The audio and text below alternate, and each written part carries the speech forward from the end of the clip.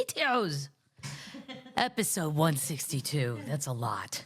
Yeah. And in our tour of eggnogs today, this is my Evan Williams backup, which needs to be stirred a little bit. And I don't have anything to do that with, but that's, I have my marker. That's fine. Because I have one of those big giant, what? There's nutmeg on top, but it doesn't sink. You have a wand. I know, but I bang a lot of stuff with this wand. I don't want to do it with the wand. Okay. Today on our eggnog tour, termites, we're going to try Screwball peanut butter whiskey eggnog. This is, a lot of people like the Screwball. My friend Lorene loves the Screwball peanut butter whiskey. It's a little too sweet for me, but for an eggnog, maybe. Here we go.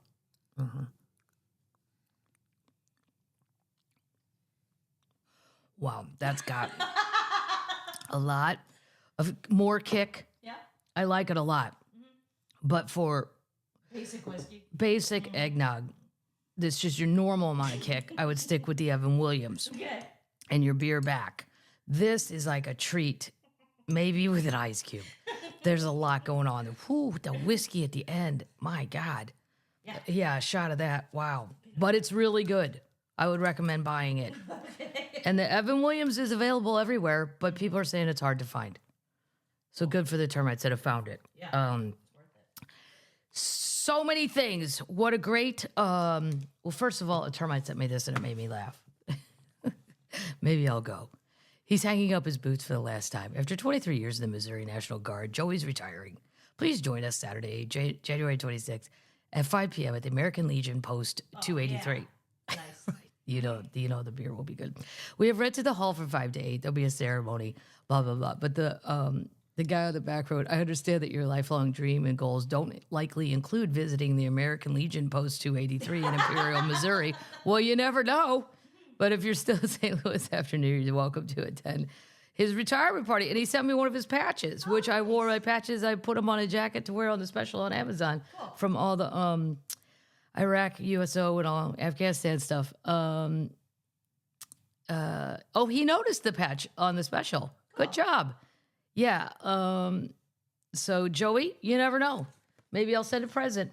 Maybe I'll show up. That'd be fun. It's something about you can stay for, there's going to be karaoke afterwards and drinks. Fantastic. There's a bartender available. It doesn't say if I have to bring my own beer. That is, it's not a problem. He's never heard you say. But I do prefer draft. I'll sing Landslide. Welcome. Maybe I'll do that to welcome everybody to Joey's retirement party. Good job being in the Missouri National Guard. Yes, I met a lot of them over there overseas. And one time in Afghanistan, they were like, who here's from Missouri? And I was like, I am, but you never know if that's going to be good or bad. Right. And he's like, oh, well, we have the Missouri. And I used to do jokes about it in my act, but the Missouri National Guard had its own thing. And they were teaching the Afghanis how to farm corn. Oh. And I'm like, well, yeah, that's good. But if I'm a farmer over there, I'm going to guess my heroin's going to make more than corn. Yeah. I'm just, my fields of heroin. We're reaching here. Yeah. But it was amazing to see how many of them were over there. And what are we trying since we were in Kansas City? We're going to try Guy's potato chips. Nice. Yes. Sour cream and onion. This is from Overland Park, Kansas, which is technically Kansas City, which is half Missouri, half Kansas. It's hard to explain. I can't explain it all. Go look at it on a map. Yeah. Those are great. Yeah. Mm-hmm. Better than Lay's? Nothing's better than Lay's. But this is a very close second, if not a tie. Oh, wow. Mm-hmm. Cool. Well, the sour cream and onion, and they did it right. This is salt and vinegar, which is my favorite. So we shall, sorry that's loud. I know, I usually do it beforehand. I forgot. No problem. Doorbell's ringing, so Amazon person's out there. There's always an Amazon person out there. Sea salt and vinegar. Yeah. They're kettle chips. I don't like kettle chips as much as I like regular ones. Really? They're too thick. I didn't know that. It's just me. It's not commenting on the product. It's me. It's me. I'm the problem. It's me. And then I don't even know how I lost this in my suitcase, but D and V in Eugene sent a present for Baby Cat and El Chapo, and it's a deluxe hot cat 4-link catnip toy. Oh boy. Mm-hmm. It's going to be Cocaine Wednesday tomorrow. I've already decided. I've already decided it's Cocaine Wednesday. I like to see them get all coked up. They only run around for about 10 minutes, and then they all just collapse. I'm coming over. Their cocaine doesn't last as long as human cocaine. No. No. No. Which is why I really never got into cocaine, because I saw the humans on cocaine and went, nope, you're worse than cats on catnip. Right. Totally annoying, won't shut up. No. No, it's not a good social, it's not a social thing. Nope. Anyway, so before we get to the Queen News, Kansas City, went to the Chiefs game. Boom. That looked fun. Tailgating was super fun. I was walking down one aisle. I looked for termites, so if you guys were there, I was there. Well, wandering all around the red lot. Nice. Yeah, over by pole G37, in case anybody's wondering. Oh, that was a fucking... getting in and out of that place, it's a free-for-all. I didn't even see any cops helping, directing traffic. I mean, we got in fine, but, you're there hours beforehand. Tried to save a spot for my sister, and then another car for my brother, and it just didn't... Yeah, they couldn't even get up the aisle. But anyway, it was all fine. We found their car. And then I went walking, and these 3 young guys from Canada were so funny. They were like in their 20s.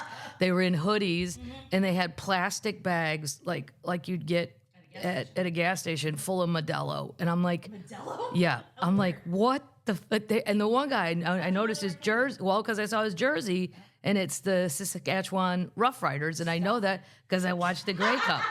And I'm like, what? And they're Kelly green. They're bright green. Well, not Kelly, but they're green like Eagles. Dark, yeah, whatever. Old Eagles. And I was like, whoa, did you come here from Canada? Yeah, they drove 17 hours from Saskatchewan. And they were like, well, you can't really fly it. They would have had to fly from there to Calgary to Minneapolis to Kansas City. Oh, wow. So they got in the car, and then they Ubered. They got some Airbnb. They Ubered out with their bags of beer, and they were just wandering around. Everybody fed them. The Kansas City tailgating people are very friendly. Probably as friendly as Green Bay, which is the other one that I remember being super friendly. I've been to some others that were not quite as welcoming to the other team. Yeah. I saw you, And they root for the Bills because, well, all the Canadians, and then there were tons of Buffalo people. They were all very, very nice. And the Canadian guys root for, talk about hanging on to something. They root for the Bills because of Doug Flutie. who's I'm a like, god? Doug Flutie's probably older than me. He's a I mean, god. Doug Flutie's an icon. Flutie Flakes. Yeah. Remember Flutie Flakes? Yes. Yeah. I mean, he's one because he played up in Canada. So any CFL person that makes it in the NFL, He's a Calgary Stampeder. he was a Calgary Stampeder. He won the Grey Cup. Oh, he won the Grey Cup. Oh, good for him. I bet it wasn't the year Shania Twain performed with a dog sled, was it? Mm-mm. Mm-mm. He's a It was probably my friend Jan Arden. She appears in all those things. probably. Jan always pops up. Just when you think she's not busy, boom, I wrote a novel. What? Where have you been? Yep. Hey, I made a Christmas movie. What? I don't have time for this. And then I was downtown and with some friends and stuff, and I Googled Christmas bar near me. Yep. Boom, it was like 40 feet from me. It was called Tinsel Town. Normally, it's like, I don't know, a space you rent out or something. Mm-hmm. I put a video up online. It was the most Looked fun. craziest, awesome. Kansas City's got fun stuff going on. If you ever have a chance, go to Kansas City. I like the Power and Light District. My sister-in-law Amy would tell you to go to the fancier part, which is the Plaza, darling. There's a lot of Spanish architecture. It's fun shopping, but I don't know. The Power and Light's just more about drinking and running around. All the termites want to know if you saw Tay Tay. Okay, Tay Tay. Here's the thing. Well, through a friend of a friend, I got field passes so I could take one of the nephews down. And Nice. yeah, but here's the thing. Guess what? At 5 foot tall, some Buffalo people Yeah. let him come up to the front of the thing, the rail, the rope or whatever, which was super nice of them. They were on the wrong end anyway. They got mixed up. I guess, I don't know. Their players were on the other end.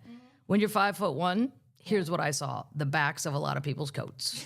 And then there was one area where I could see through 2 people's shoulders. And if a Kansas City Chief, I could see that person right there. But they had a specific. I don't really.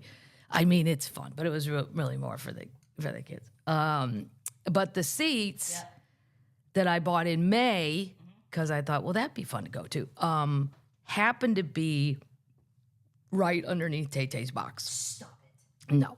And again, I can't see shit because everyone's standing up. I was on the aisle, and then these people in front of me were very nice, and they switched because his wife's only 5'1", So she said, yeah, that was very nice. Nice. Because I kept trying to switch down the aisle, and then people just kept getting taller. Right. So he's like, there's Tay Tay. And I'm like, I didn't see nothing. I mean, he goes, well, here, I'll take a picture for you, the tall guy. And I was like, oh, she's right there in that box. Fun. Yeah, I did see Mama Kelsey walking around the corridor there where the hot dogs are and stuff. But Nice. Kansas City people are in love with Arrowhead. I think we could do better. I'm just saying, I'm... They don't want to be. No, they don't. They're so afraid their parking is going to get mixed up. And I'm like, oh my God, you guys, this parking is already mixed up. This is already a cluster. Look at this. I don't know how we got in here. I don't know how we're getting out. You don't want to be first one in either. You're never getting out. No. You're moving there. No. Tay Tay stayed for the whole game. The game was quite cold, about 40 degrees, but no wind. That was good. And the Chiefs just didn't look right. No, and that call at the end, I'm sorry, but it was fair. He was off. I mean, you're supposed to get a warning, though. You're supposed to get a warning. Never got a warning. Patrick Mahomes has apologized for his little outburst. That's good. You just got to take... I'm so sick of the refs, though. I won't go into sports because I know a lot of people don't give a shit, which is fine. I will just drop mention that I'm in the playoffs. Are you really? Yes.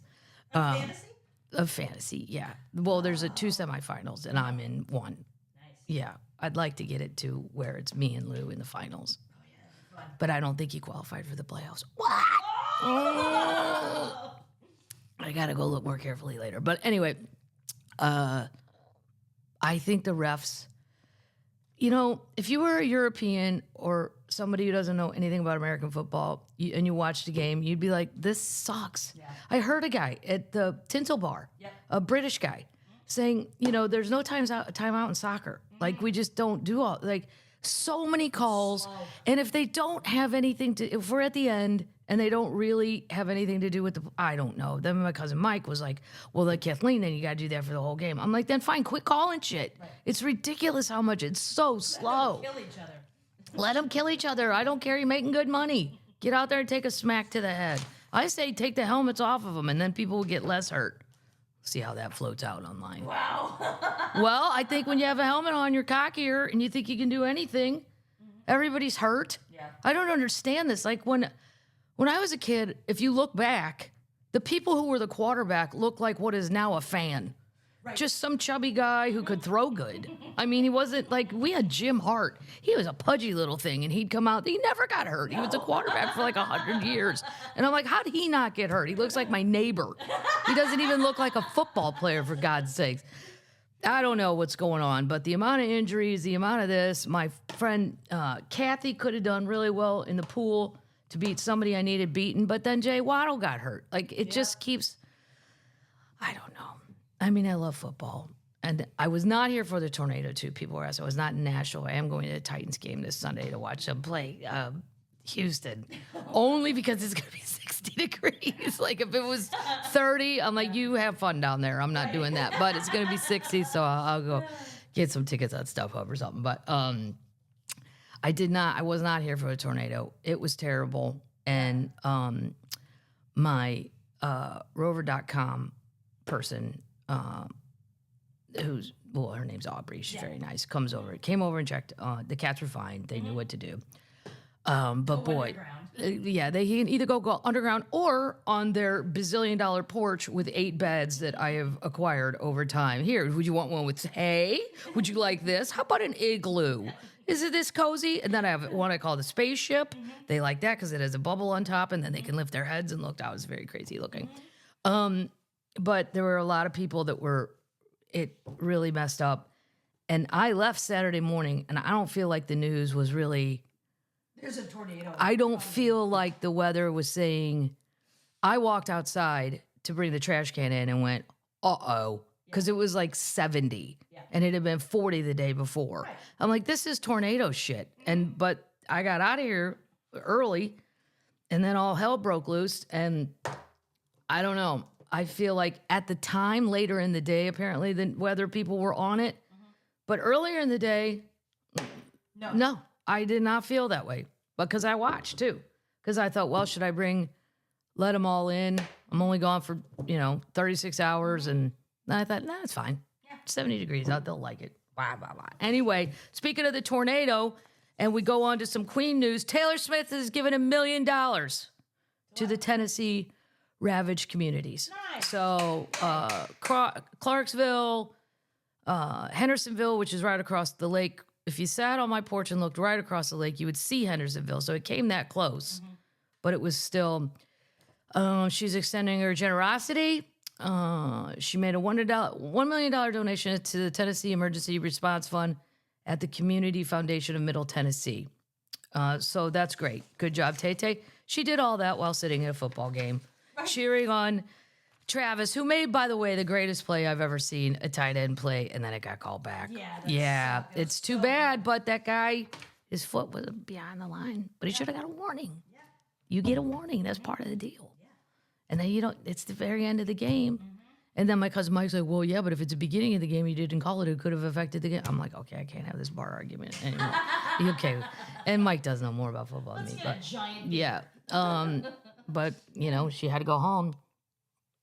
And I think Travis probably goes back and goes, you know what it's like to just mess up a lot, right? And she's like, no, I don't. I'm perfect. Yeah, totally. A little bit embarrassing. Did you cook? What'd you grill? Oh, my brother-in-law, Matt, grilled a lot of hamburgers and hot dogs. And then we got into an argument about how many preservatives are in hot dogs. Like, I give a shit. I'll have 4. Yeah, and you know what? Put some salt on it. Thank you. So all was fun was had by all. More Queen news. I thought I had another Tay Tay thing, but I don't. Oh, she gave Stevie Nicks gave her a Stevie Nicks Barbie, and it's in her kitchen. Yeah. Welcome. That's what they should have had her doll say. There should be a button on the back of her Barbie. And then whenever there's any motion by the front door, if you put her by the front door, it would go, welcome.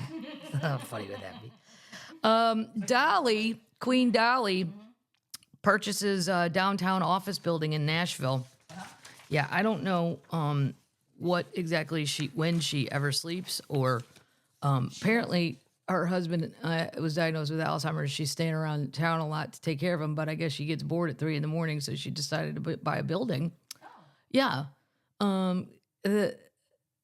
It's an 11-story downtown Nashville office tower. It's right off Broadway. I looked it up. So this is primo for a bar. Yeah. Yeah, a big bar. 211, $75 million. Wow. That's what was paid. Dolly partnered with Hershen Enterprises. Since the pandemic, commercial real estate is becoming an opportunity, Dolly Parton said in a written statement.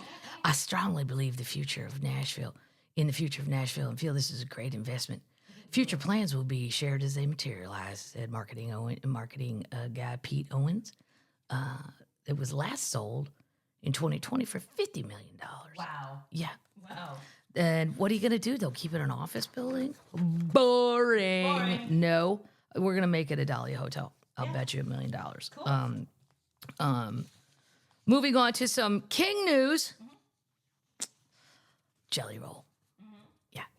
Graduates of a program at the Genesee County Jail. This is in Flint, Michigan. Okay. Very depressed area. Economically. Got a special visitor to applaud their accomplishments Tuesday. Rapper turned country singer Jelly Roll was expected to be part of a graduation ceremony. In a video posted, he's coming to Flint. He did go.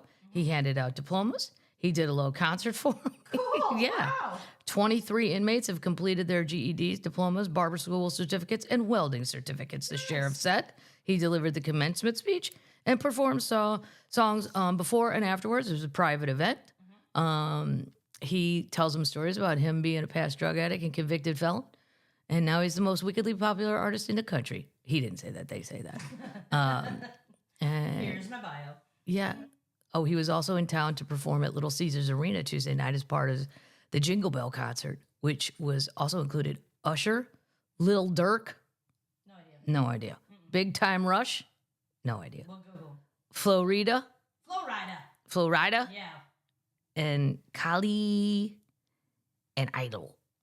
I don't know. There was some girl on the Today Show, Tate somebody. One of yours, Paddles, a Canadian girl. No. Yeah, she looks to be 12. I don't know. And I'm like, this person is performing at Madison Square Garden, and I have no earthly idea. Here's how I guess. I don't know. She must have been on America's Got Talent or something. Right. No, she was on So You Think You Could Dance. She did real good on there. She's a dancer. But then she sings, oh, I'm so sad. You made me mad. I'm so glad. But it's like a rap. And then dancers come out. They're all like 19. I don't know.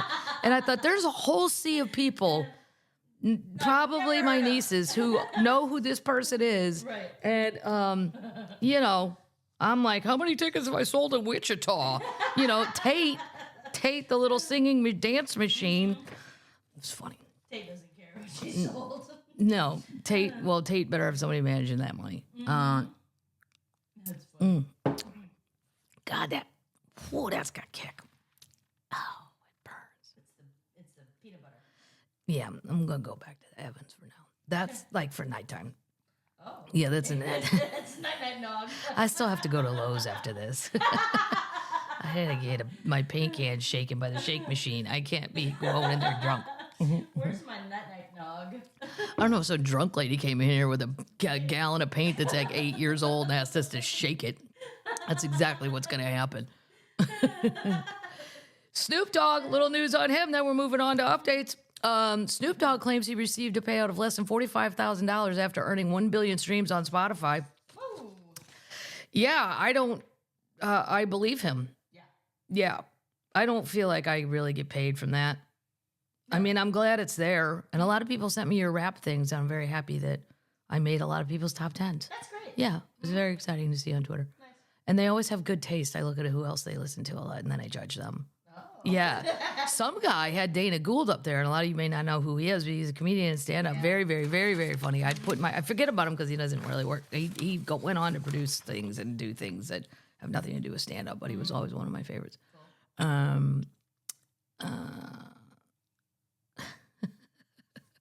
So this is a quote. Hold on. Snoop Dogg became the owner of Death Row Records in 2022, profited $40 million by removing the label's music from streaming platforms and make it only available in the metaverse. Mm-hmm. My son, he the one who spooned me and groomed me to this, Snoop Dogg told Business Untitled. In the beginning, it was just a bunch of motherfuckers using my name, my face, and doing all kinds of shit. And he called me and said, Pops, it's what you can't do. You can't be mad because if they using your face and like this, they love you. They just don't know how to get in touch with you. What you should do is reach out to them and say thanks or good looking out or do you want to collaborate? So it was like my son who made me to adjust to the attitude on this ain't a money grab. This is a relationship. And I think that's why we won. Nice. Yeah. Good job, Snoop. Snoop's busy being, other than that, he's just busy being cool. Yeah. Update! Boom. Remember the Rembrandt I told you about? Yep. That was originally valued at $15,000 because they didn't know it was a Rembrandt. Yep. Then they found out it was a Rembrandt. It sold for $14 million. Stop it. Yep. Wow. I don't think it's that. Fantastic. Well, it certainly wouldn't fit my house. Mm-hmm. The Adoration of King. Just 2 years ago, it was valued at $15,000. And it got $13 million at Sotheby's on an auction on Wednesday. Wow. Mm-hmm. Cool. It's been unseen since the 50s when it first came to light. It was acquired by collector J.C.H. Heldring in Amsterdam in 1955. His widow sold it to a German family in 1985.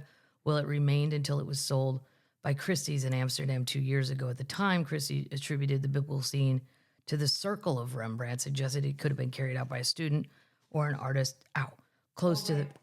You're right. Yeah. So they were saying it wasn't him. But, I mean, that original family should sue these people. Yes. I don't know if that's happening. But they should, because you can't tell me it's not and then say it is, and then somebody makes all the money. Moving on. Holy shit, they found it. I didn't have many updates. This one came from... You're busy grilling. My friend, yeah, I was. I got a lot of good news things, though. Some weeks we're just not big on updates. It just doesn't happen. You just got to let the Pubcast got to do what it does. I can only be the collector of items. It evolves. This was sent by my research assistant, also the drummer for Cheap Trick, Dax. Nice. Mm-hmm. Amazing. Oh, they're going out on tour this summer. They're going to be with, at Busch Stadium, Def Leppard and somebody. Yeah, I think Foreigner, maybe. Yeah, but I don't think I can go to that one. But I'm gonna go find them somewhere on the road because there's a lot of the bands of that era going out together, and it's super fun. I went when they were with Heart and Joan Jett. Oh, cool. It was a blast. Yeah. That's awesome. Amazing fossil preserves teenage T-Rex's last meal. A teenage T-Rex. Oh. They found the contents of his stomach. A juvenile Gorgosaurus revealed it feasted on small bird species 75 million years ago. How crazy is that? Cool. Yeah, I know. What did it have for lunch? What did it have for dinner? Whatever it wanted. The groaner of the dad, that groaner of a dad joke isn't very funny. It's also not accurate. Unlike their enormous adult relatives at the top of the food chain, it seems juvenile T-Rexes had to rely on prey more suitable for their smaller, nimbler physiques. Sometimes it meant small birds, bird-like dinosaurs, and leaving the rest for scavengers. Research announced that the entree was on Lake Cretaceous in a study they published on Friday. Yeah. It was in Alberta, Canada. There you go. Awesome. There you go, Great. Paddles. Yep. You're sending us people on the Today Show I don't know of, and fossils. Well done. Home of the Tyrrell Museum. The Tyrrell Museum is in Alberta, Canada. Yeah. The dinosaur deal. It's amazing. Yeah. Yeah. Holy shit, they found it. Archaeologists discovered ancient prison bakery at Pompeii. Whoa. Yeah, they're really finding stuff. I really want to go there. Officials say the cramped room with barred windows is a shocking example of the precarious living conditions of the enslaved people in the Roman city destroyed by the eruption of Mount Vesuvius. Wow. A prison bakery where enslaved workers and donkeys were confined and exploited to grind the grain to make the bread needed was discovered during evacuations in the ruins of Pompeii, Italy. The cramped room with no view of the outside world, small windows high in the wall barred with iron, was part of a home that emerged during the evacuations of the ancient city, which were buried in 79 AD. This place tells us everything about the living conditions of the enslaved people and the animals exploited for this grueling work. Yeah, that doesn't sound very nice. No. Oh my God. Markings used to guide enslaved workers and blindfolded animals in a circle to keep the millstone moving were found on the bakery's floor. Jesus. That's crazy. Right. Just when I don't think, well, I don't know. Period. In a space which we would have imagined the presence of people of status, it's the most shocking side of ancient slavery. They discovered a small bedroom also in a Roman villa near Pompeii. It was almost certainly used by slaves, throwing light on their condition in the ancient world. Wow. So the EU funded this whole project of Pompeii. That's awesome. Yeah, they gave them $115 million. Super cool. Mm-hmm. This is also, holy shit, they found it. This is crazy. A huge sea monster emerges from the Dorset cliffs, and it's a plesiosaur discovery, and it's the head of a plesiosaur, and the thing is huge. The skull is so intact, it's amazing. It belongs to a plesiosaur, a ferocious marine reptile that terrorized the oceans about 150 million years ago. The 6'5" long fossil is one of the most complete specimens of a type ever discovered and is giving new insights to this ancient predator. The skull will be featured in the David Attenborough program on the BBC One on New Year's Day. So if you want to see this giant skull, it's amazingly large. If you're not into football. Right, if you're not watching football. It's beautifully preserved. There isn't a specimen anywhere else to match it in the world. It's one of the best fossils I've ever worked on. What makes it unique is that it's complete. The lower and the upper jaw are mashed together as they would be in life. Worldly, there's hardly any specimens found to that level of detail. And if they are, there are a lot of bits and pieces missing. Whereas this, although it's slightly distorted, it has every bone present. The skull is longer than most humans are tall, which gives you a sense of how big the creature was. You can't help focus on its 130 teeth, especially those at the front. I mean, they're massive. Yeah. Long and sharp, they could kill with a single bite. But look a little closer. Each of the tooth is marked with fine ridges. That would have helped the beast pierce the flesh and then extract its dagger-like fangs, ready for a rapid second attack. Second attack. It was the ultimate killing machine. With 4 powerful flipper-like limbs to propel itself at a high speed, it was the apex predator in the ocean. The animal would have been so massive, I think it would have been able to prey effectively on anything that was unfortunate enough to be in its space. Wow, that's fantastic. Yeah, it makes an alligator look like a sissy, which we're going to get to that too. Yeah, we're going to get to that. Speaking of alligators, one of the rarest ones in the whole world was born at Gatorland. It's my favorite place on earth. More than 35 years after a rare nest of white alligators was discovered in a Louisiana swamp, a star is born. Cool. A leucistic or cystic. I never know how to say it. Leucistic? Text Brandon. Yeah, I'll have to text Brandon. Or I could do the Google machine when they say how to pronounce something, but it's always a British person. Yeah. How to pronounce alligator? No, it's alligator. Alligator. Gatorland. No, it's Gatorland. It was born this summer, and it's the cutest little thing. It's like only like 6 inches long. It's the cutest little thing, and it's healthy. They are the rarest genetic variation of the alligator with white coloration, patches of normal pigmentation, and blue eyes. She's adorable. They differ from albino alligators, which have a complete loss of pigmentation and pink eyes. The all-white female was born in August along with a brother gator with normal coloring. Gatorland's veterinary staff said they received clean bills of health for both, although the all-white female will be sensitive to sun. Well, let's get her some sunblock. Right. She's Irish. You can help name her. Yeah. The new girl was born to a normal colored mom and carried the recessive gene and a leucistic dad. The release said it's the first one born in human care ever. This is beyond rare. It's actually absolutely extraordinary. These are incredibly special animals in the reptile world. We are being very careful with their safety. We plan to have them display early next year so guests can see them, learn about them, and it would probably get eaten in the wild anyway. Did you name it? Because it's white. Well, this is, here's some creative ideas. Because you got to name her and her brother, but I didn't know that. I thought we were just looking for the girl's name. Because she's all white, I think we should name her Betty after Betty White. Oh, yeah. Right? And Betty White loved all animals and reptiles. They said Barbie and Ken, Elsa and Olaf, Grits and Gumbo. I don't know. The public did help pick Jolene from the alligator whose top of its jaw is missing, but That's a great I'm going with Betty White. Yeah. Or I had another one, Ghost, because she's all white. And I had another one, Blizzard. Yep. Yeah.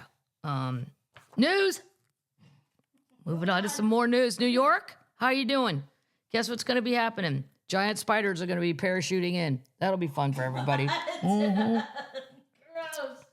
Giant spiders about the size of a human hand are set to become the latest creatures to roam around New York City streets alongside the subway rats and the supposed sewer alligators. Oh, my God. Yep. Experts are warning that the city may soon be invaded by a swarm of giant Joro spiders which balloon through the air on giant webs and attach themselves to vehicles headed to the Big Apple. What? Have fun, Lewis. Hey, Lou, want to go for a walk in Central Park? There's giant spiders parachuting down. Should be fun to watch. Come on, I need a video for Instagram. We're not going out there, Kathleen. What the hell is the matter with you? We're not going. No. Oh, Lou, put on a hat. These spiders are far from typical critters you often see crawling out of your bathtub drain. Jose Ramirez, an ecologist from Rutgers, explained that the spider's huge size will make them hard to miss. Wow. They get pretty larger than really any other spiders we have in our area. Google a picture of one. It is terrifying looking. Okay. They're from East Asian countries like Japan, Korea, Taiwan, and China. Oh, my God. Yep, but they've been making their way across the United States since 2014 when they were first discovered in Georgia. The critters are believed to have most likely made their way to the U.S. through traveling aboard cargo ships. Since touching down on U.S. soil, the spiders have started to meander through other southern states with sightings in Tennessee. I have seen none. The Carolinas, Maryland, and further west, Oklahoma. Due to their traveling partners, it's only a matter of time before they hit the Big Apple. Right now, we are seeing them disperse into Maryland, so soon enough, probably by next year, they should be in New York and New Jersey. And it's multicolored, and it's a thin spider, but terrifying looking. They use their thick web-like parachutes to travel in the breeze, so they're just flying along in the air. Excellent. They also hitch rides on vehicles, making them easy to spread throughout the country. Wow. They have branded them as an invasive species, but they're not fussy about what fussy about what they eat. They don't care to see what gets caught in their web. They're just as likely to eat brown, marmorated stink bugs as they are to eat a monarch butterfly. Yeah, I don't know what a marmorated stink bug is. Wow. They're pushing out native species and catching and killing whatever comes into their webs. Are they good or bad? It's very nuanced depending on your perspective. They're not harmful to humans or large animals. In fact, they're shy. I don't think you're that shy if you're parachuting into my yard. No. Yeah, I don't think so. We're here. And, you know, I'm not going to be okay if it's in the house. Wow. Their huge body, gangly legs, and bright colors may give the impression they are dangerous, but they actually try to avoid entering people's homes as they prefer the outdoors and will freeze in a spot for over an hour rather than scutter around when they feel scared. Right. They will probably not bite you. Even if they try, their fangs are too small to pierce the skin. They're gentle giants, and they're here to stay. Wow. They're so good at living with humans, they're probably not going to go away anytime soon. Well, Google it. I don't want to see one. That's just... Yeah, you don't wanna see yeah. one. No, I don't. No. Not at all. Put in the notes. Yeah, put a picture of it in the notes. Oh, I forgot to do too. I always forget this part. What am I watching? Yeah, I know. I'm a little backtracking there. The Gilded Age picked it up. Really? Yeah, because I said it was getting a little boring. I haven't seen it yet. It was getting a little boring, and they've totally picked it up. There are people dying. There are fortunes being lost. We have almost come to the end of the fight about the opera, if we're going to go to the new opera or the old opera. The drama has kicked in full, and there were a couple slow episodes, as I complained about, but And someone heard you. somebody must have heard me a year ago when they wrote this. Pick it up. Somebody in the writer's room was asleep while we were writing that one episode. It's really picked it up. And I don't have any Christmas movies for you because I really haven't been home. But I did watch the first half of Bye Bye Barry about Barry Sanders, and it's great. I just haven't had time to watch the second half. Nope. Right, Barry Sanders meaning the football player of the Detroit Lions, if you recall, the running back. Anyway, so yes on Gilded Age, I'm voting yes. Okay. And I have watched some Christmas movies, but I haven't seen anything great, and I don't know the names of the one I saw, so they're not worth repeating because they were just kind of eh. Are you going to come do a little commentary this year like you did last There's a Hanukkah one I want to watch too.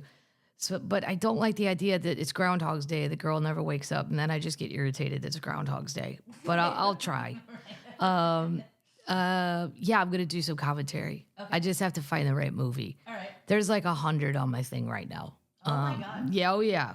Christmas in Connecticut, Christmas in Missouri. Every state, they got every state. Are you going to be drinking Screwball? I will be drinking my Evan Williams. This is crazy. The Holy Grail. Harry Potter first edition found in a bargain bin sells for $69,000. What? Speaking of which, Nashville at the train station has a Harry Potter Christmas bar if you're into that. Fun. Yeah, I wouldn't know what anything is. You might. I mean, You like Harry Potter. well, I don't care about Harry You Potter. have a wand in your hand. Well, I like the wand and I like that ball. I mean, like I said, I took my nephews 100 years ago to go see the first one. I never saw any more. It's a snitch. I haven't read the books, the snitch ball, whatever. I think, it's fine. But would I go to the bar? Would I know? No, because I had to go in that thing in New York or somewhere. It was all Harry Potter stuff, and I just didn't even know what I was looking at. You got to be into it. Right. It's just not my thing. Okay. Yeah. Clarified. But if you're in Nashville and you want to go to a Christmas bar, that's one I read about. A rare first edition copy of Harry Potter and the Philosopher's Stone found in a discount bin in a Scottish bookstore in the late 1900s has fetched $69,000 at an auction. Now, doesn't that make you want to go root around a bookstore? Yeah. Except I wouldn't know what I was looking at. Exactly. Yeah. No. The hardback is just one of the 200 early editions of the best-selling children's book sent out to bookstores ahead of its 1997 mass publication, according to Hanson's auctioneers, who sold the prized literary relic at its Staffordshire sale room December 11th. Wow. An early edition. Did it call Charles a racist? Exactly. The lucky seller was an unidentified 58-year-old Scottish woman who purchased the book while touring the Scottish Highlands with her family that same year. I bought the Harry Potter book before anyone knew much about it or the author. Although her fortuitous find predated the Harry Potter mation that swept the globe soon after the publication, she recognized the cover and the title after reading one of the then unknown author J.K. Rowling's first ever published interview in the Scotsman newspaper. Oh, here's a picture of it. Oh. Cool. It doesn't look real. No? No. It looks like a cartoon drawing. Because it has no dust jacket, I got a couple pounds knocked off the price.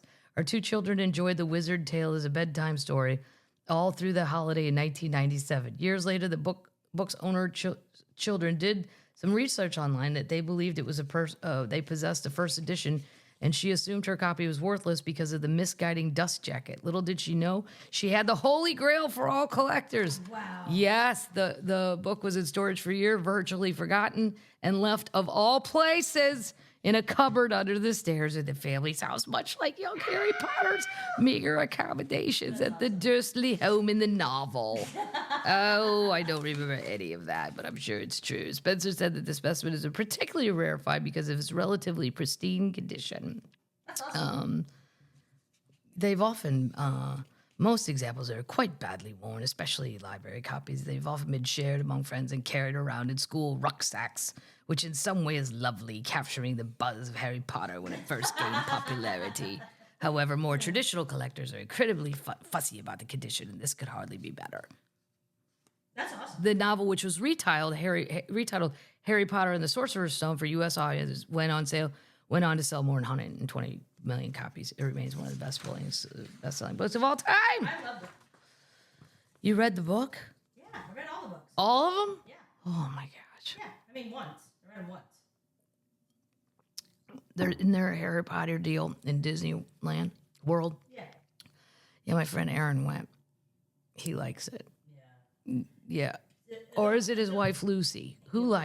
It's Aaron? Yeah. Yeah. I remember we were on the road in Florida, and he said, "What are you doing tomorrow?" I said, "Probably going to Gatorland. If I'm off, that's where I'm at." And he's like, "Well, if you've already been there on this trip, if you want to come to me to the Harry Potter village or something." And I'm like, "Aaron, I love you. We have a lot in common. This is not one of those things. No judgment. It's just I'm going to go look at a real live alligator." And now I have friends at Gatorland, and one of the children sent me a picture of an alligator with his arm over the other alligator because it was cold. Aww. It was the most adorable thing I've ever seen. That's awesome. It should be their Christmas card. Yes. Sending you love and hugs from Gatorland. Yeah, they were cuddling each other. It was adorable. Here's a total waste of money. Ready for this, Jeff Bezos? Not only is Jeff wasting a lot of money by the boxes he is sending to this house, when I order a dozen golf balls for my dad, they don't have to be in a box the size of a couch. There's no reason for that. I don't understand.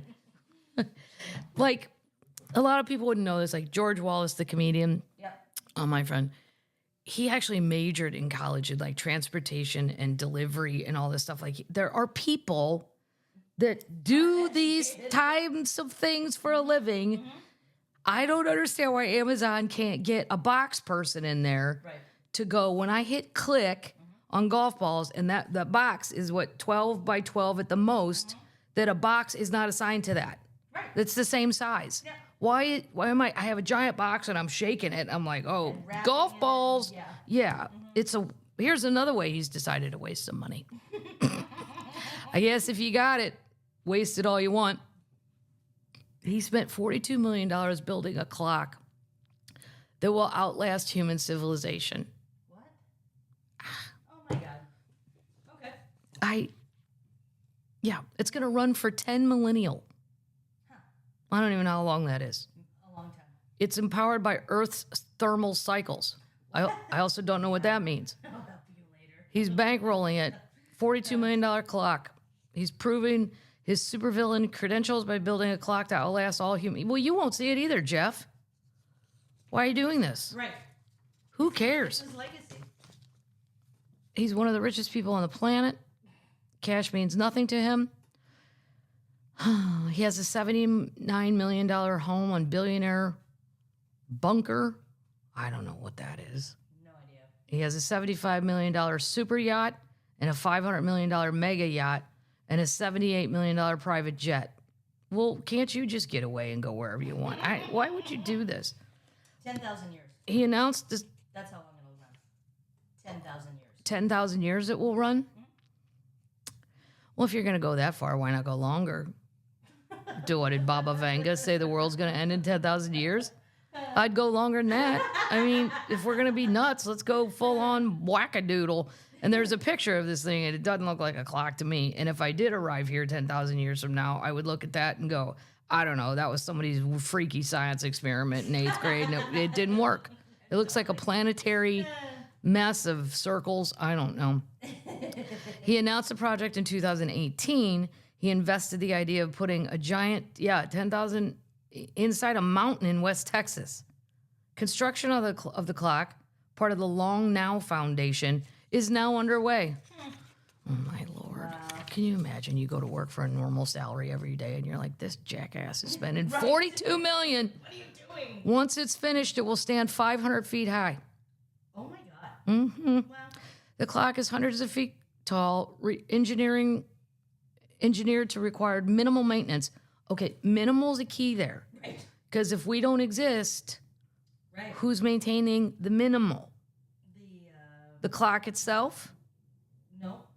The people that survive in the bunkers I'm about to tell you about in South Dakota? Yes, the South Dakotites. It's powered by mechanical energy harvested from sunlight, as well as the people that visit it. What? I don't know. The clock will mark time with astronomic and calendric displays and a chime generator designed with the help of Brian Eno that can produce over 3.5 million unique bell chime sequences. One for every day the clock is visited for the next. What if nobody goes? Right. Is that someone's job? I don't know. We're going to have to. I'd do it for a good salary. We'll have to ask the society. Kathleen, have you visited the clock today? Yes, I got up at 8 and went back to bed at 8:05. I have visited the clock. Please send my payment under the name Kathleen with a K. Thank you. Madigan, it's a D, not TT. Thank you. Thanks. Jeff Bezos is footing the bill, but the idea came from a man named Danny Hillis, who co-founded the foundation. I don't know. You know, anytime somebody does something like this, we can all sit here and go, why don't you spend the money on this and that? But this is a case where, yes, who the hell cares if aliens arrive here 10,000 years from now and want to know what fucking time it is? Right. That's on you, little alien gray person. Why don't you have an iWatch? Totally. How about you could have gone to Walgreens and got an old-timey Timex that glows in the dark?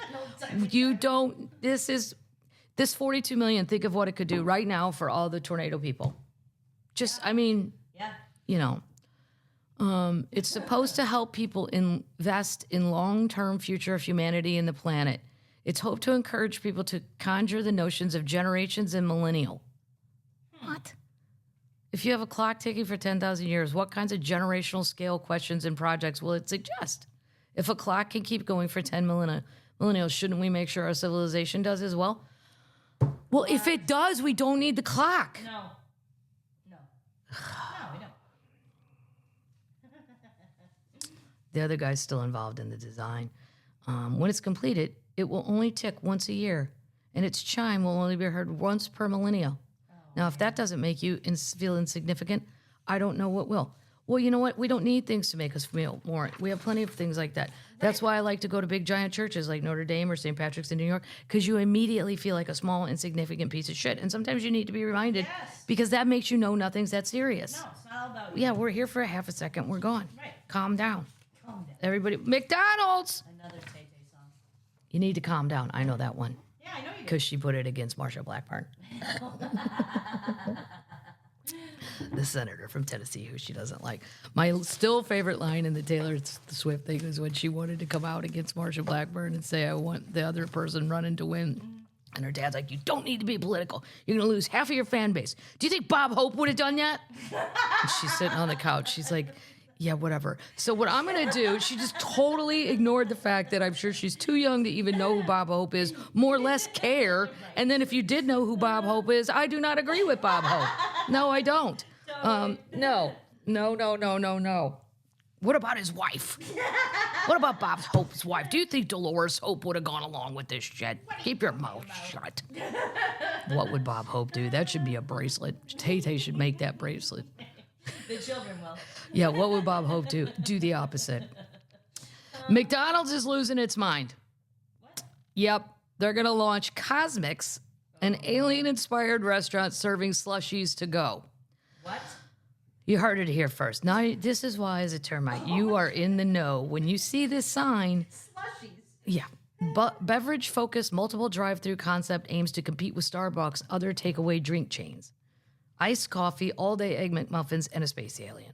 McDonald's is counting on this combination plus multiple drive-through lanes as the company this month launches CosMc's, its first new restaurant concept in the United States in more than 60 years. Jesus. Yeah.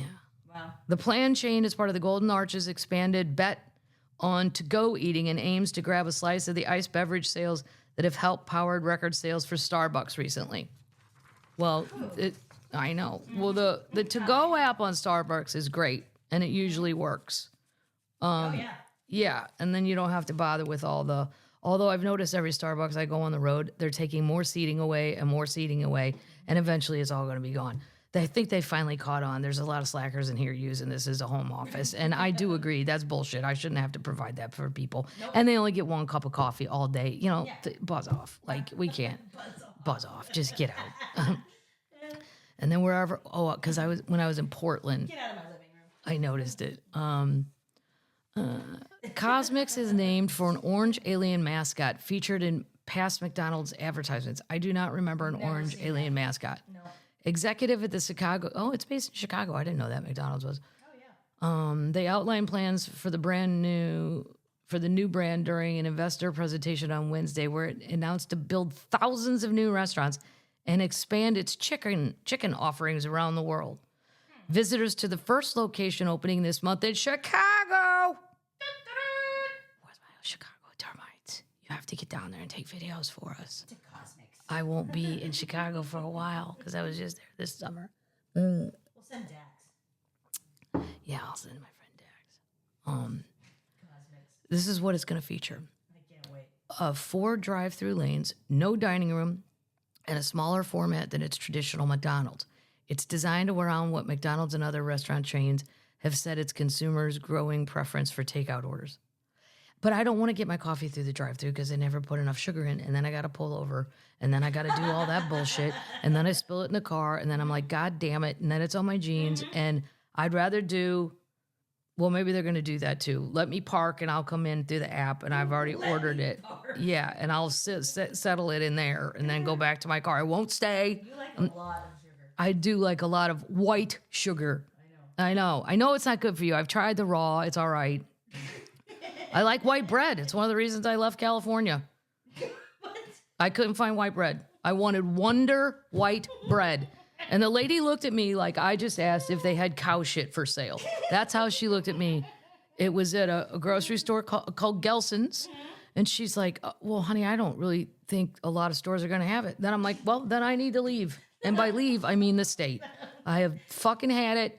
Every once in a while, most of the time I eat the better bread, but sometimes you just want a salami and pepper cheese on white bread.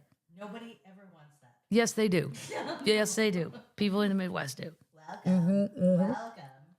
Welcome. Here's what you won't find. Signature fries and burgers. CosMc's will offer its own menu that leans heavily on customized iced drinks. I don't get all that stuff. I don't. The children love it. The children love it. They like all that whipped stuff. I know. I see them walking out of a Starbucks sometimes. I saw a couple. I was in Seattle. She was one of the children, like a 20-something. And they look so proud that they have acquired their crazy drink that probably cost $22. And I'm like, man. Nope. No. I had Folgers when I was 18 and started on that. Yeah. Yeah. And it was Instant Folgers. the instant. No, Oh, I drew the line. I drew the line. No, it's great. Unless for some reason I'm camping, which I wouldn't be voluntarily, it means I'm a prisoner, then I'll drink your cowboy coffee, Folgers instant bullshit out of a tin cup and act like whatever. So they will including flavored lemonades, turmeric spice lattes, pear slushes. Gross. Churro frappes. Frappe. Frappes? Frappes. Frappe. What are you, French? Yeah. It's spelled with an accent aigu or an accent grave. I can't remember from French class. The one that leans to the right. Okay. That's a good. There's a small food menu with an avocado tomatillo sandwich. Oh, they still have Egg McMuffins. Tomatillo. You made it Italian. Well, how do you say it? Tomatillo. There's L's in there. Tomatillo. Tomatillo. You took Spanish. I never took. I should have taken Spanish. I enjoy it. Yeah. Tomitos. It's just more fun. Every time I watch Narcos and they're going crazy yelling in Spanish, I'm like, that's a fun language. Like, it sounds fun. Tequila. Like, it just sounds fun. Everything about it. Nap time. Love it. Here's what else they're going to have. Egg McMuffins are on it. Ice cream and snacks like hash brown bites. You'd like those. I don't really eat them. We need to know. I don't know. Okay. I'm not one of the children.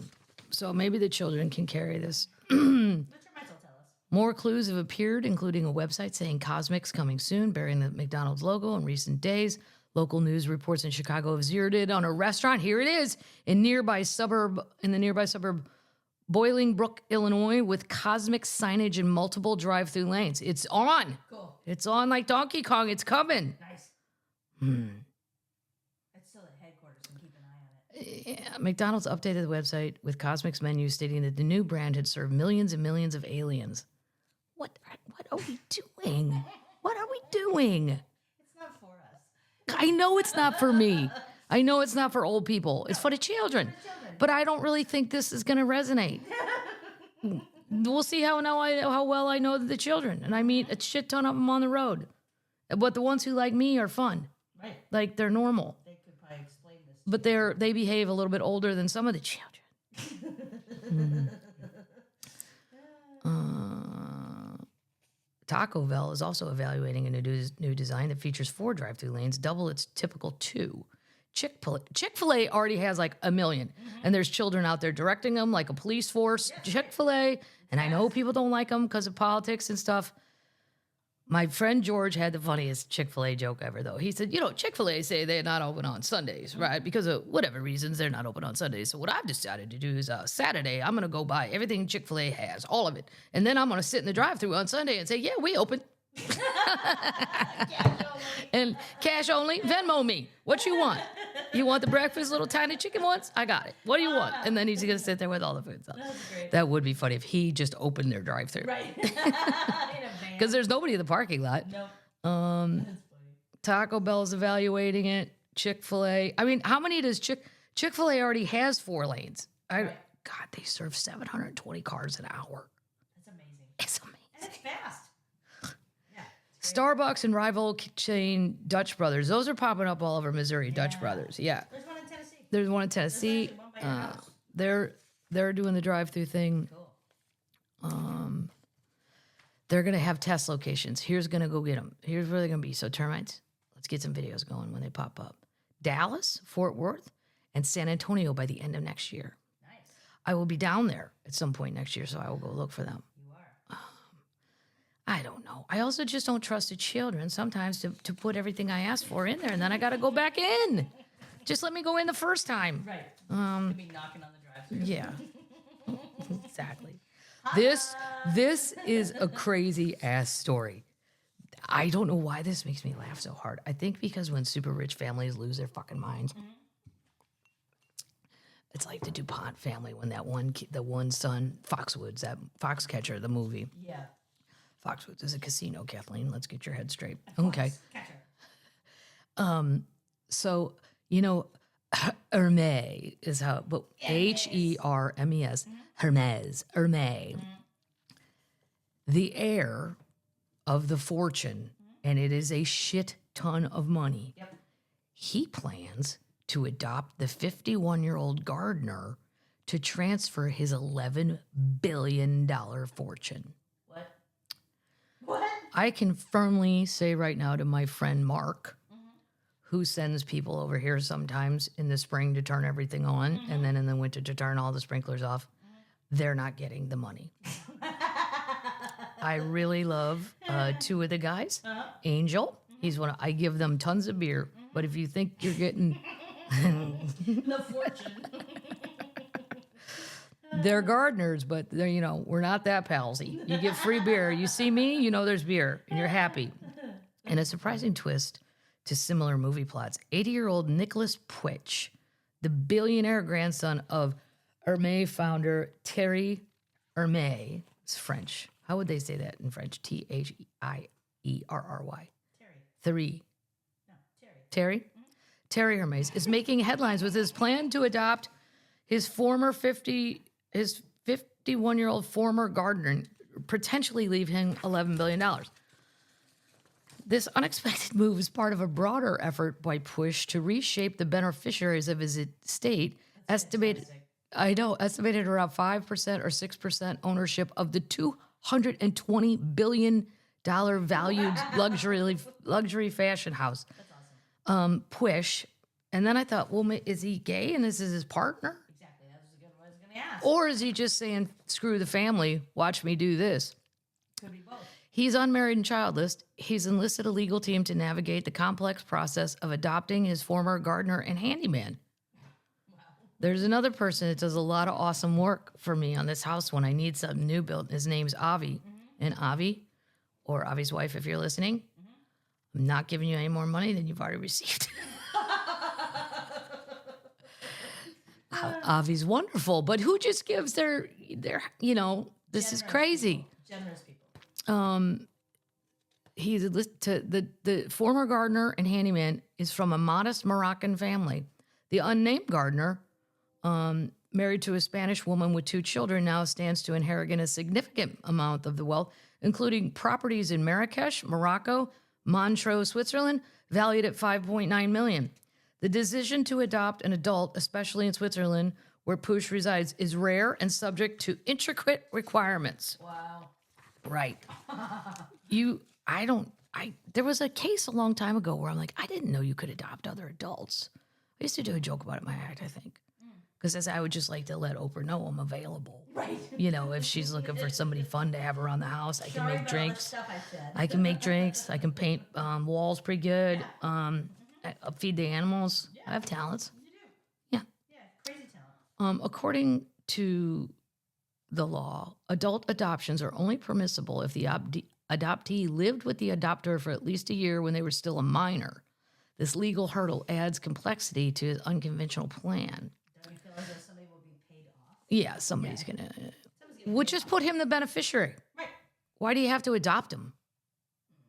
I don't know how the law works over there, but I'm sure the family could contest it. But whatever, make a video, say I'm doing it. Fuck all you guys. Puig's history with the Hermès reveals underlying tensions, particularly his departure from the company's supervising board in 2014 after a hostile takeover attempt by fashion rival LVMH, Louis Vuitton. The feud with family members who resisted the takeover by forming a holding company appears to have influences Puig's choice of an unconventional heir. This is like Succession. Yes. With my boyfriend Brian Cox. It's the 3rd largest publicly listed company in France. I bet you L'Oreal's higher. It is. The L'Oreal family. I think they're the bomb. Well, we'll see. We'll have an update on that. Fantastic. Can an 80-year-old adopt a 51-year-old? If so, I'm available. Who do you Is there like? anybody out there fun? Well, Cher's almost 80. She could adopt me. Totally. Stevie? Jelly's not old enough. No. Snoop's younger than me, and I thought he was way older than me.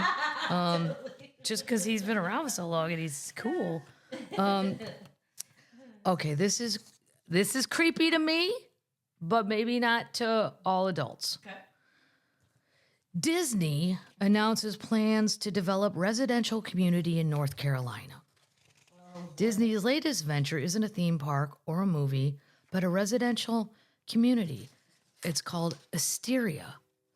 The announcement of Asteria has left locals with skepticism and curiosity, likening the idea to something out of a dystopian novel. I'm feeling too many rules already, and I haven't even read this whole article. Settled in Pittsboro, Chatham County, just outside of the Triangle area of Raleigh, Durham, and Chapel Hill. Lou's favorite place on earth, Chapel Hill. I like Durham barbecue, and Raleigh barbecue is my favorite in the whole world.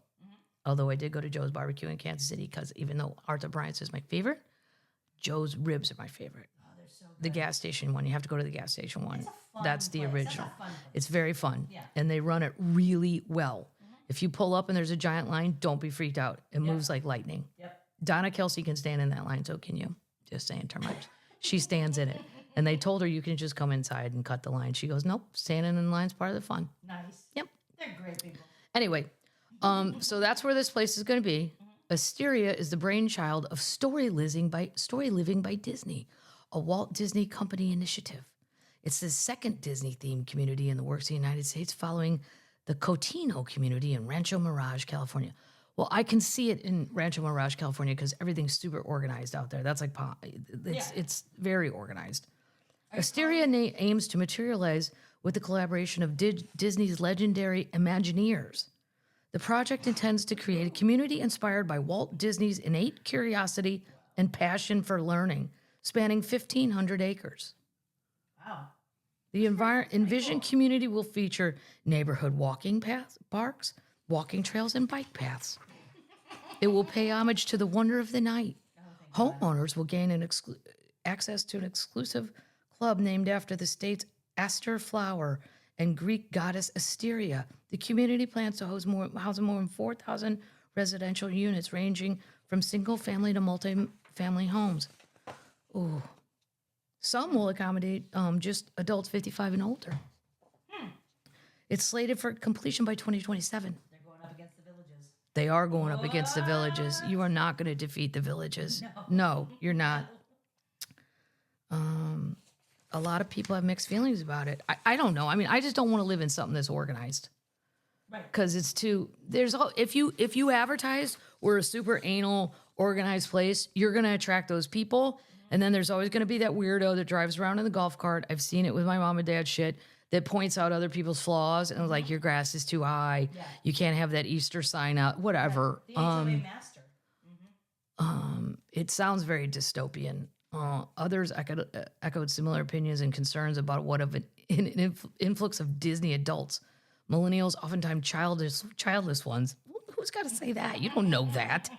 Infatuated with Disney culture. Right. Some compared the idea to a plotline from the show Succession, referencing a failed luxury assisted living community in the areas. I forgot they had that in the show. Yep. Yeah, I don't. The homes are. They'll range from the upper $1 million to lower $2 million bracket. Stop it. And that's not good either, because now you've got people that have spent a lot, and then there's going to be a lot of homeowners meetings and bullshit. And Wow.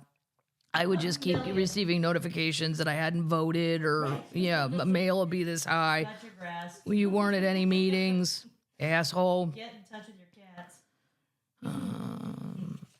So I don't know. North Carolina termites, get out there, take some videos. What's happening? I want to know. That's crazy.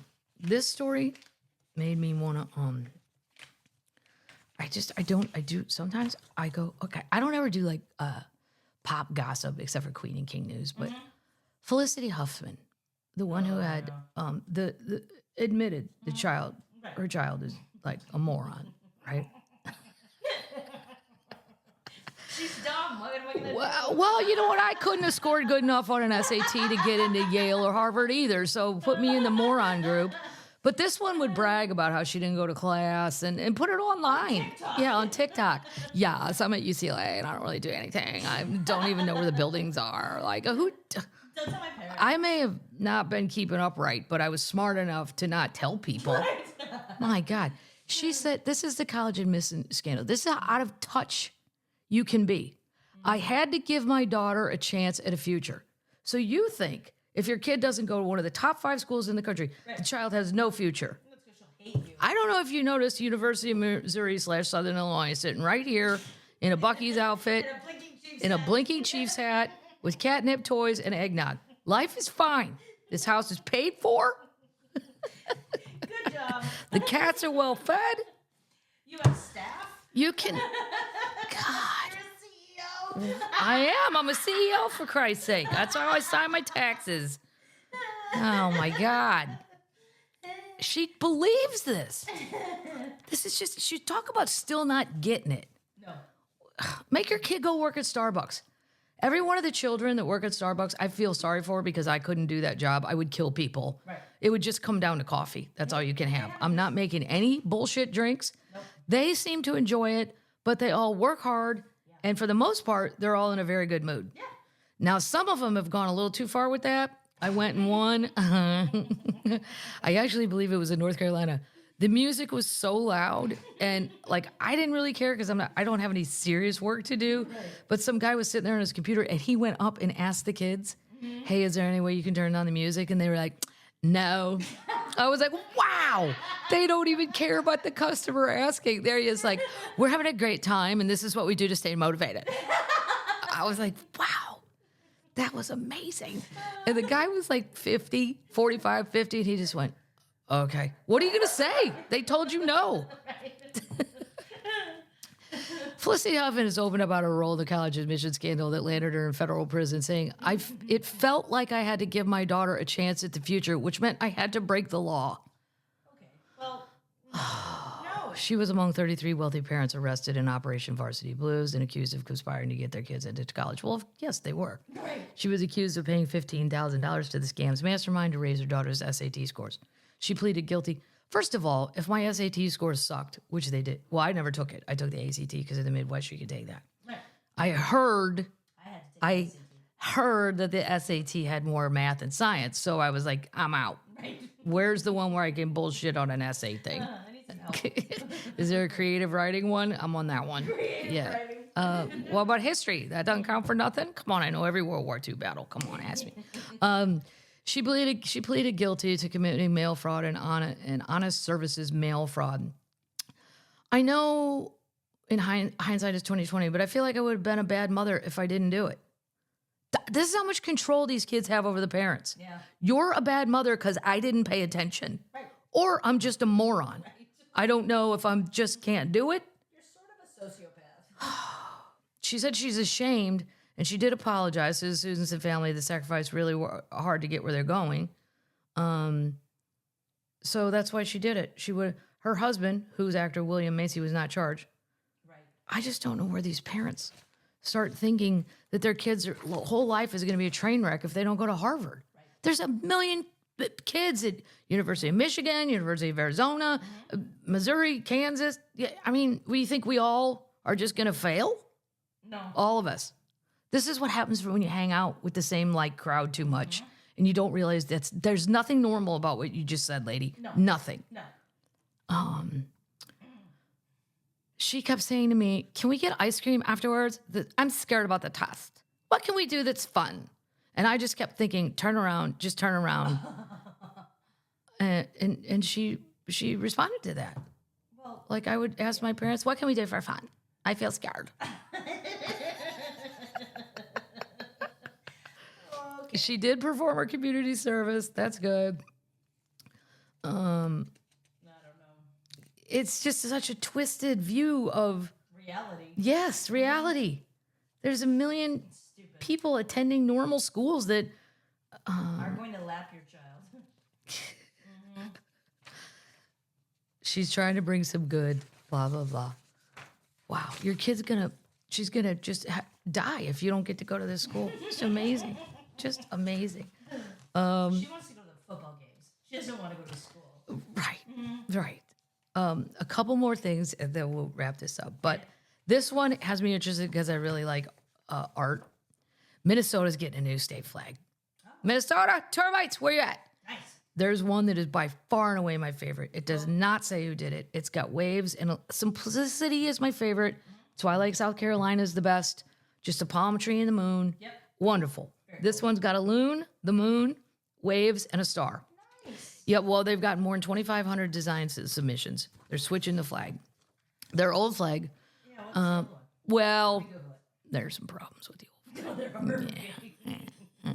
They're trying to capture the true essence of the North Star State with its endless lakes and vaguely menacing waterfall. Oh. What a strange way to call a loon, a vaguely menacing waterfall. Yeah, there's a lot going on with that old place. They've sent in over 2,500 submissions for redesigns of the state flag and the state seal, and if all goes well, spring of 2024. State flags are a matter of pride and endless controversy. Minnesota's situation is no different. The current flag is unremarkable at first glance. When you see it at first glance, there's like a thing in the middle, and it's got a lot of things in the thing. Yeah. But It's called the medallion. the medallion, well, you can't really see what's in there anyway. It's so tiny, it's ineffective. I didn't like the first choice. It's the seal of Minnesota. It's the seal of Minnesota. Yeah. And we don't mean a seal that barks like on a dock. No, that'd be cool. I've never seen a seal in Minnesota. No, there wouldn't be any. No. However, critics have long taken issue with the depiction of an indigenous American on horseback at the center of the seal, which is read as a reference to the displacement of Native people throughout Minnesota's history. Mm-hmm. Calls for a simple change go back as far as 1968, when the Minnesota Human Rights Commissioners asked the Secretary of State change the flag, and then it never happened.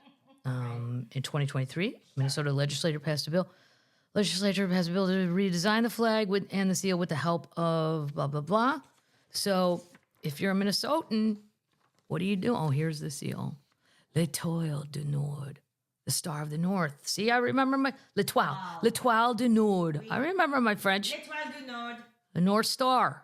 Mm-hmm. Mm-hmm. No accent. Go look at the one. I like the one. I'll put it in the show notes. The one I like the best. The loon's cool. Here's some crazy shit. This should be part of the Disney thing. Anal people. If you're worried about things. Doomsday Community wants people to live in 575 bunkers for when, quote, all hell breaks loose. What? Yep, this exists. I will never, ever, ever understand why anyone wants to survive something that was so horrific or is horrific that's happening. I need to crawl underground and live in a bunker with strangers. Right. It's my thing, my mom's thing. If there's something bad, we're all going to meet at the farm. And then what, Mom? Right. I'm going to spend the rest of my life with you and Dad in a cabin with no heat and mice. There's mice everywhere. This hunting cabin is filled with mice. There's also, I don't know if you've noticed, Mom, 20,000 ladybugs in the cabin that have either died or sleeping. I don't know if they're asleep. I can't tell if they're frozen. No. I don't know what we're not spending the rest of our lives. We're going to end our lives. We're just going to jump off the cliff. Anyway, that's awesome. A doomsday community is in search of residents to live in its 575 bunkers, which reportedly can fit up to 10,000 people. In the Black Hills mountain range in South Dakota, a former Army base which stored munitions has been repurposed into bunkers. The base has been transformed into livable bunkers aimed at providing an epic humanitarian survival project, not for just the top 1%. This guy, Dante Vicino, he runs the Doomsday Bunkers. Mm-hmm. Can you imagine? No. You know, you can reserve your spot right now. Wow. You think all hell's breaking loose? Mm-hmm. He said members of the Doomsday group are not preppers or the elite, but well-educated average people who want to protect their family during uncertain times. Oh, come on. If something is that apocalyptic, here's my other thing. Let's say you buy your bunker and somebody goes, hey man, I think the shit show's over. Mm-hmm. Well, now I got to get it back out and fix it all. Right. No, I'd rather just go when the party's over. Party's over.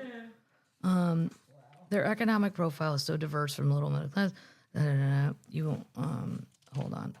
They have TVs and couches. When everyone else will be scrambling for a solution, our members will journey to their designated shelters, joined by hundreds of like-minded people, all prepared to lock the blast door and ride out whatever threats may be going on above. Blast door? A blast door, like a... Yeah. Okay. The shelters are reportedly outfitted for a minimum of 1 year of autonomous operation without people needing to return to the surface. I don't want to live underground for a year. No, me neither. No. With other crazy people. Yeah, that sounds horrifying. We're living in very dangerous times. Making the need to have a life assurance shelter solution is a must-have for those who want to survive these extinction-level events. Extinction-level events. Wow. Can you bring my cats? Nobody's saying anything about that. You and Tay Tay. Yeah. I'm bringing my cat. They have necessities furnished. I mean, like canned tuna. This is not life. No. Is there a bar? Nobody's mentioned that. Right. I bet there's not. Who's bringing the eggnog? Here's what's in it. The living area comes with a sofa, a rug, and a coffee table. Oh, that's fun, right? And guess what your TV's going to have on it? Nothing. There's no sports. I can't gamble. Nope. There's probably not good Wi-Fi. Wi-Fi will be destroyed by whatever apocalyptic event. True. Right. Yeah. We're going to be back on walkie-talkies. You're given 4 options. Plan A comes with 4 twin rooms, 1 double bedroom, and 1 bathroom. B comes with 4 twin rooms, 1 double, 1 bathroom, 1 wet room.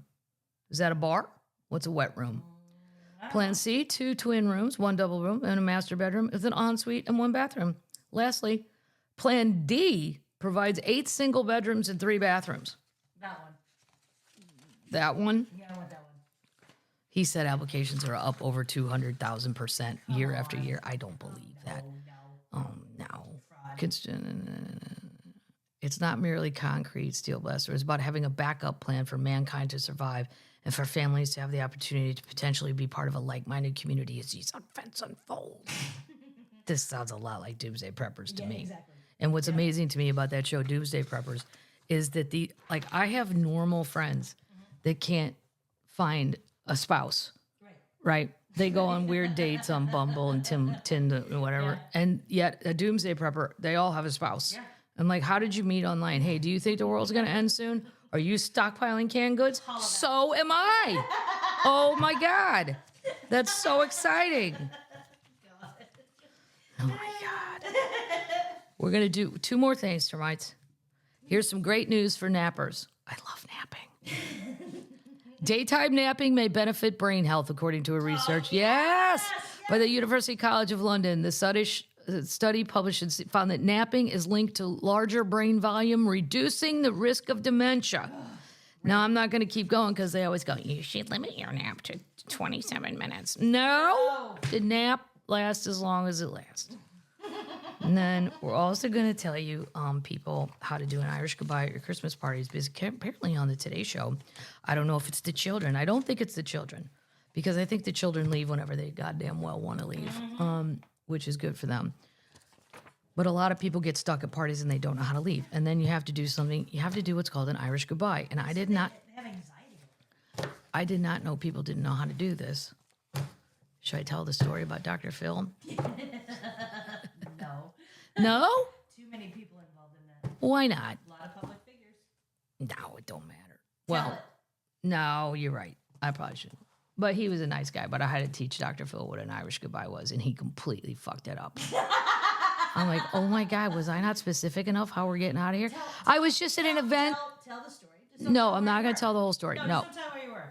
No, I'm just going to say I was at a public event, and Dr. Phil, who I'd done the show a couple times, I did Man on the Streets things about tattoos people regretted, whatever. I did my comedian part. He was very nice. So was the wife, Robin. And he likes comedy. He's a big Sirius XM guy.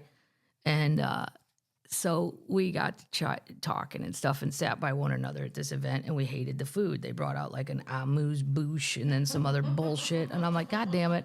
I'm really hungry, and I plan on drinking tonight, and I can't drink a lot if this is what we're eating. Right. And he agreed. He wanted a steak. I go, me too. And Robin will go along with whatever. So he's like, but I don't think we can leave now. I go, yeah, we can. We have to do an Irish goodbye. And for what all you people don't know what that is usually at an Irish event, there's a bewitching hour where everyone's hammered. Right. You just leave. Right. Don't say goodbye to anyone. No. Just leave. Right. Because the other drunk people in the morning will not realize when you left because they won't remember. Right. But that's why the Irish part in there is because there's usually a lot of drinking involved. Right. Just be the first one out and go. But the key is exit subtly and don't say goodbye. No. All right. Nobody will know when you left. Right. Well, Dr. Phil didn't get it. But he wasn't drinking. And I had hardly anything to drink at the time. But we really needed to get out right then. Because if you stayed any longer, I saw the appetizers, and that's enough for me. I don't need to keep going with this meal. Because so far I've eaten none of it. I don't even know what it is. And I don't want to know. One looked like an octopus something. I don't know. And I'm like, this is not, okay, I'm going to be drinking tonight kind of food. So This is like, I'm at a weird taste testing of weird food. So I told him, here's how we're getting out. And instead of a subtle exit, meaning there's 18 doors to get out of this place, he walked right at the center. I'm like, oh my God. Then he brought his car around and starts calling my phone. Where are you at? Where am I at? I'm walking around the side of the building, which is low key, and I'm gonna come out there, and if you could please back the car up from the front of, I have never laughed at so.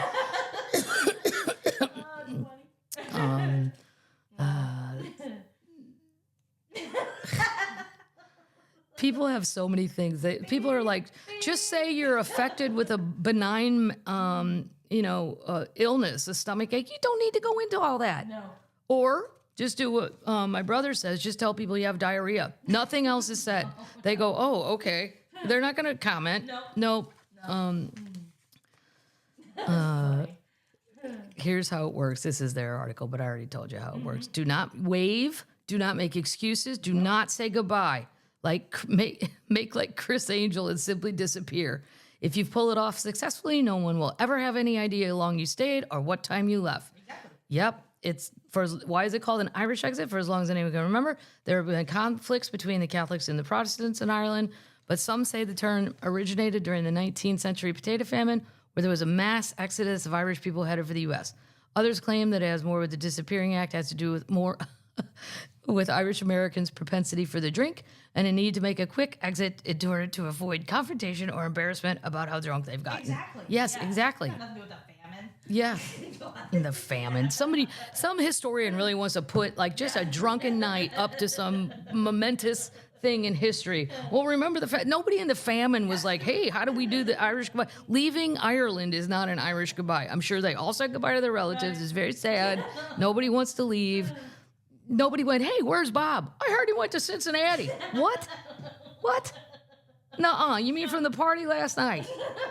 And there were no parties during the famine? Come on.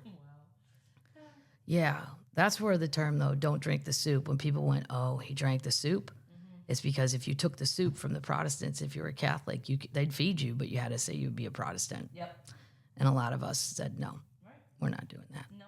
Even though, it wasn't the religion. Now you just got my Irish up. Fuck you. Then it just becomes some stupid Irish standoff. I will sit here. Will you watch me starve myself to death, asshole? I will stand here and not eat your soup.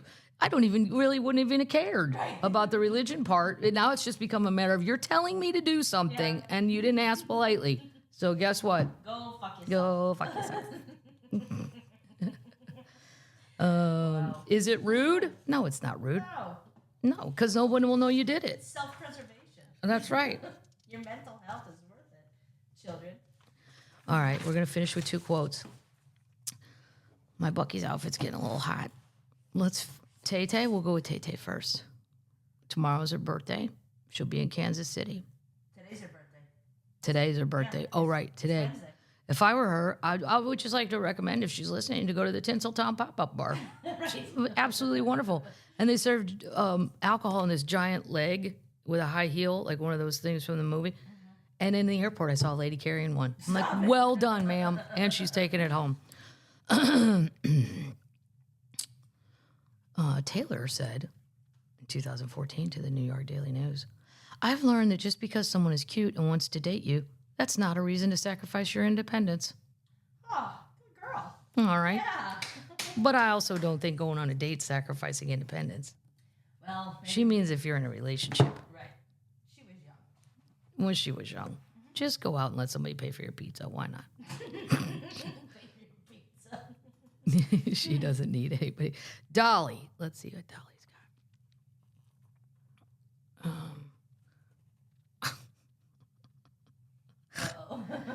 got. Well, I'll read 2. Reflecting on her prolific approach to songwriting. To Dan Rather.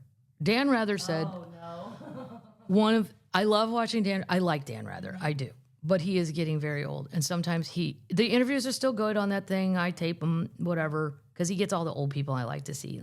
But he had Ann Wilson from Hard On. And she said she quit drinking wine. And he goes, so how long have you been off the grape? It's something old people used to say. Oh, he's on the grape, meaning he's a drunk, and wine is a drunk of choice. Just on the grape. I mean, dear God. Dolly said, reflecting on her prolific approach to songwriting, I got songs stuck everywhere. I pull out a drawer to get some panties, I'll find a song in there. Yep. Good girl. Reflecting on what she'd like written on her tombstone, she wants it to say, you think she's here, but she ain't. Okay. There you go. That's some East Tennessee Yeah. advice. That's what she's going to put. Moonshine. All right, termites. Go have yourself a fun Christmas week. Where are you going? Nowhere. Next year. Oh, next year? Yeah. Yeah, I'm going to a Titans game on Sunday. That's what I know. We can't all come with you. I'll reiterate the dates. Let me find my cheat sheet. Wichita, Tulsa, Santa Rosa, Wheatland, San Luis Obispo, Monterey, Birmingham, Alabama, Scottsdale, Chattanooga, Huntsville, Royal Oak, 2 in Royal Oak. Yep. Saturdays, I don't know. Well, I think it's sold out, but it's time they drop marketing comps, which means there'll be good seats, the ones they hold, but I want to get them sold before Christmas. Indianapolis, Dayton, San Antonio. Yeah, so I am going to Texas. Maybe it'll be there by then. CosMc's. Yeah, well, I think that's at end of 2024. I'm going to San Antonio on March 22nd, March 23rd, Austin, Marietta, Ohio, Cincinnati, Ohio, Tarrytown, New York, Wilmington, Delaware, Thousand Oaks, California. Nice. Yeah, that's just what we got now. There's lots of things being added, and there's some Canadian treats. I'm not going to say where. They're coming up in the fall. Fun. So Canada, hang on. I'm making it happen. And it's already becoming a pain in my ass, but I do it because I do the work of the Lord. I know. People want it, I will show up. And then I'll get a tax bill. And it says you need to pay for 8 Canadian families' health insurance for the next 20 years, Kathleen. Because you performed here, and I don't think you read the rules properly. Yeah. But when we said we would offer you a shit ton of money, what we meant was we are, but we're going to take it back. Exactly. Sorry. But as long as somebody has blue light for me Yeah. and some Montreal meat pizza, Smoked meat. smoked meat pizza. Hard to find. It is hard to find, except in Montreal. Poutine, you know who a lot of Canadians are going to probably hate me for this, but me and Lou split some poutine at an A&W. It's good. It was fantastic. Wonderful. Right there in the parking lot. Yep. I'm like, look, Lou, there's an A&W. Parking lot. Yeah, right from the hotel. I'm like, that's where we're going to lunch, right there. And who knew they were serving poutine in there? Delicious. It was delicious. All right, that's it. Go be Christmas termites. Are you ready And with your Christmas Hanukkah shopping? termites. How's your Christmas shopping going? My People Christmas, wanna know. my Christmas shopping's terrible. I haven't done shit yet, but I have a lot of things for the cats. It's gonna be a great Christmas for them. It's gonna be great. I have things for the kids, but I don't really have anything. It's very hard when your parents are 407 years old to think, what else can I get them? Right. I'm out of ideas. Are you going to Missouri? I'm going to Missouri. Yes, I will be trudging on up the road soon enough. Yeah, so that'll be fun. And then just really want to hang out with Baby Cat. Yeah. Yeah, she's not happy with this road schedule. Meow, meow. God dang. I'm surprised she's not up here right now. She's demanding. All right, termites, that's it.